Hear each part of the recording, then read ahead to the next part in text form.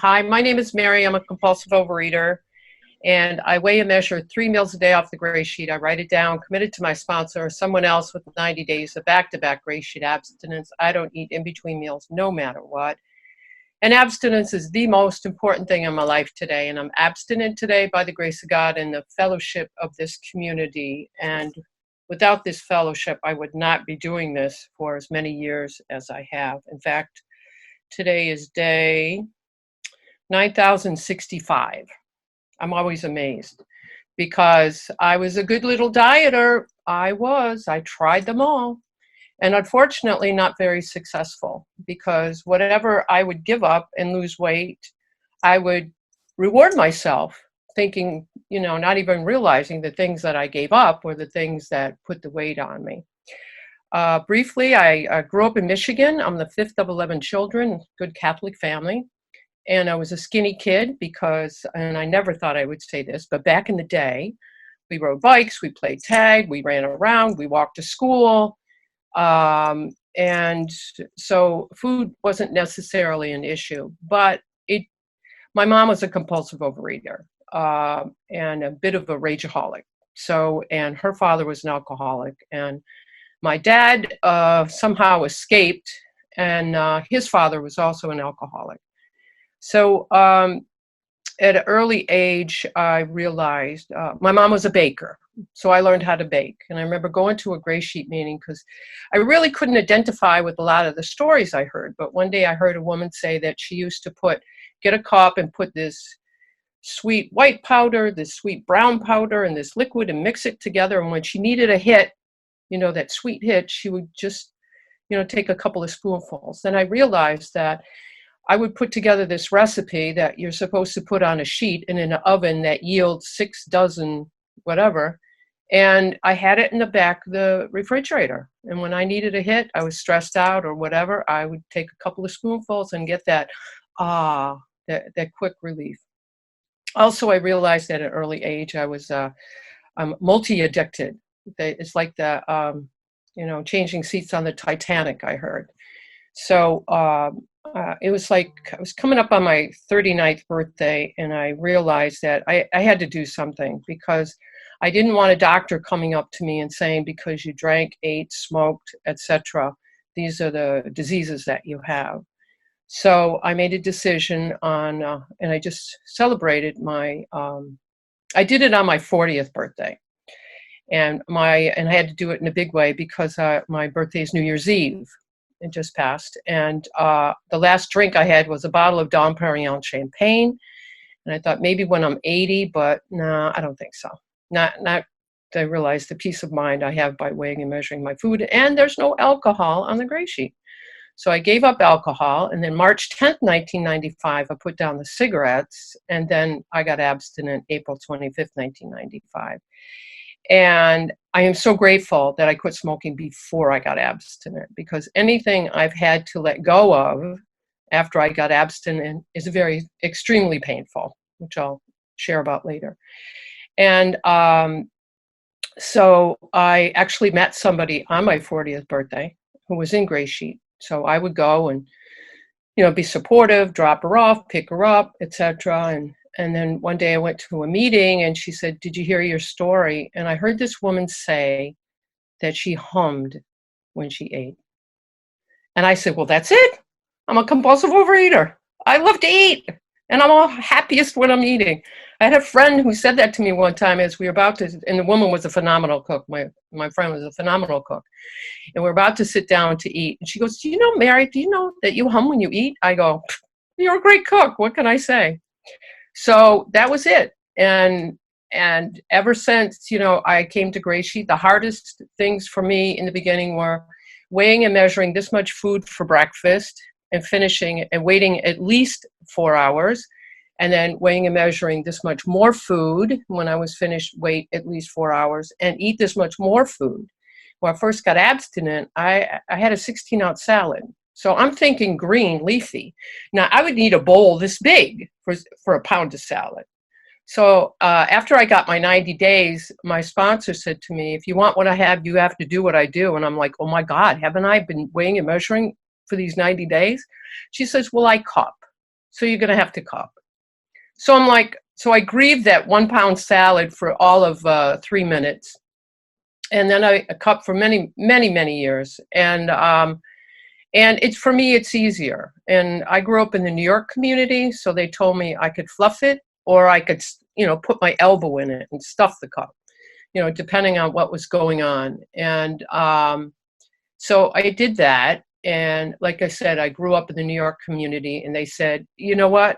Just don't eat no matter what. I'll go to meetings and I cry when I go, but this, but that, but this, my family, my friends, and they go, doesn't matter. Just weigh and measure your food. That has nothing to do with you. Just weigh and measure your food. And I was like, okay. And I would. And I prayed a lot. And once I got my 90 days, they also told me, if people ask you to do service, you do service. That's just the way it works here, because, you can't keep it unless you give it away. So I'm like, okay. And so I've done service on all levels in this program. In fact, I just let go of the chair, or as my wife says, the Grand Poobah. No longer the Grand Poobah of Grey Sheet World Service, and pass that on to my dear, dear friend, Grania. And it was it's an amazing service. And I do service at meetings, as you can see. I'm thrilled to do this Zoom meeting because I have the day off. So what better thing to do on my day off but do service on a Zoom meeting? And so many things that I learned. And, when you go to the grocery store, make sure you always check the ingredients. Because I remember in early abstinence, I got this one particular condiment that we could have. And all of a sudden, they put on the label, new and improved. I was devastated, because new and improved usually means sugar in the first 4 ingredients. And sure enough. And there was also, I chewed sugarless gum for my first 3 years and 8 months of abstinence. And there was a particular flavor that I really liked. And a friend of mine in Grey Sheet told me they were going to get rid of it. I called Trident. I want you to know, I called their corporate offices. I was so upset. I said, because I chewed so much of this particular flavor, people thought I had potpourri in my office. Okay. So if somebody asked me for a piece, I would give them half a pack, because I thought everybody chewed like I did. If I was going on vacation, I went to Costco before I went on vacation, because none of this. In fact, my wife said to me, we can't afford for you to chew gum a pack at a time. You need to go to Costco. Okay. And then thank God I did quit, because it didn't work for me any longer. But like I said, it got me to 3 years and 8 months worth of abstinence, so I could start dealing with why I ate in the first place. So that's where, for me, that's where the steps come in. I got some abstinence under my belt, and then for me, the 12 steps are the now what of the program. It's like, okay, I lost the weight. Now what? How do I stay stopped, as it were? How do I stay abstinent? How do I get along with these people? Because I'm not eating in between meals. I'm not eating certain products that I used to use to console myself. What do I do? They haven't changed, not one iota. In fact, I remember the first time I weighed and measured at my parents' house, and my mother was telling me, I think you should eat 6 small meals a day. And I remember going to meetings and people getting so upset that people would tell them this. And I figured it out very easily, very quickly. I said, thanks for sharing. And then I ate my abstinent meal. I got a bellyache, but, there's no way I was going to admit to my mother that she was right. Because she wasn't right. Because, X amount of years later, today I have peace of mind around my food. January 1st comes and goes, and I don't have to go on a diet. I was one of these, definitely January 1st. Oh, the first of the month. Oh, definitely Monday, for sure. And it just didn't work, because I didn't realize once I put certain things into my body, it set up the phenomena of craving, which I could not stop with anything that I was eating. It was all about more. That old Lay's carbohydrate commercial, I bet you can't eat just one. It's true, I can. And people would ask me, so what would happen if you ate one? I go, I would die. And they go, really? I said, absolutely. The person you see before you would no longer exist. I remember going to therapy before I met my wife, and she said, well, what if the person, thank you, what if the person likes everything about you but your scale? And you know what I would say? Next, because love me, love my scale, because I am who I am because of what I do. So I have 5 minutes left. Yeah. Okay, a marathon Mary, not because I talk fast or I talk a lot or because I go to a lot of gray sheet meetings. I have trained for and run in 13 abstinent marathons. And that's 26.2 miles. Don't let anybody ever tell you that they ran a marathon when they did a 5K. No, sorry. And also known as Tool Belt Mary, for my second anniversary, I did a favor for a GreySheeter, and I did put all my tools into this tool belt. And the important tools for me, of course, is the GreySheet, my sponsor. I used to have a telephone list, but now everybody's in my cell phone or on WhatsApp or wherever. And the three things that I always like to read are very, very important. This would helps keeps me abstinent, especially in early abstinence, because like I said, nobody changed. And it's on page 66. It is plain that a life which includes deep resentment leads only to futility and unhappiness. To the precise extent that we permit these, do we squander the hours that might have been worthwhile. But with the alcoholic or compulsive overeater, whose hope is the maintenance and growth of a spiritual experience, this business of a resentment is infinitely grave. We found that it is fatal. For when harboring such feelings, we shut ourselves off from the sunlight of the spirit. The insanity of alcohol or food returns, and we eat or drink again. And with us, to drink or eat is to die. Okay? Now, when they do the 5th edition, I want them to put an asterisk there and say, see page 552. Because the wonderful thing about the big book, it doesn't just tell me that it's infinitely grave, doesn't leave me hanging. I just need to go to page 552 where it says, he said, in effect, if you have a resentment you want to be free of, if you will pray for the person or the thing that you resent, you will be free. If you will ask in prayer for everything you want for yourself to be given to them, you will be free. Ask for their health, their prosperity, their happiness, and you will be free. Even when you don't really want it for them, and your prayers are only words and you don't mean it, go ahead and do it anyway. Do it every day for 2 weeks, and you will find that you have come to mean it and to want it for them, and you will realize that where you used to feel bitterness and resentment and hatred, you now feel compassionate, understanding, and love. Another asterisk, thank you.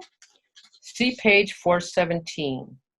And acceptance is the answer to all my problems today. When I am disturbed, it is because I find some person, place, or situation, some fact of my life unacceptable to me. And I can find no serenity until I accept that person, place, thing, or situation as being exactly the way it is supposed to be at this moment. Nothing, absolutely nothing, happens in God's world by mistake. Until I could accept my alcoholism or my food addiction, I could not stay sober or abstinent. Unless I accept life completely on life's terms, I cannot be happy. I need to concentrate not so much on what needs to be changed in the world, on what needs to be changed in me and in my attitude. And I realized being a GreySheeter, the only person I could change is me. And that's if I choose to. And that's why I do work the steps on a regular basis. And I am so grateful to be here. Some of the things I've gotten through, the no matter what's, my mom died, my dad died.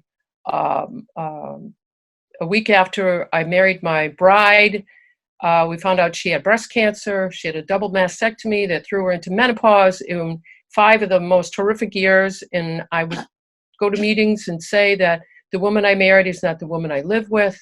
But, you know, I knew that my eating carbohydrate was not going to bring my parents back to life. It wasn't going to cure her breast cancer. And I knew, and I used to say to her, I said, you need to leave because my wife is very jealous. I don't know who you are, but you need to leave before she gets here. And she says, well, why don't you just break up with me? I said, we are not going to be the first lesbians on the block to break up. She goes, we're the only lesbians. That's not the point, okay? But all I did was weigh and measure. I went to meetings. I got the support of this fellowship. I am worth it. And this most important thing is GreySheet works. And it says it works if you work it. It works when I work it. It's just like God. God could and would if he were sought. Thank you, Antoinette. You're an awesome timer. Thank you. Thank you all.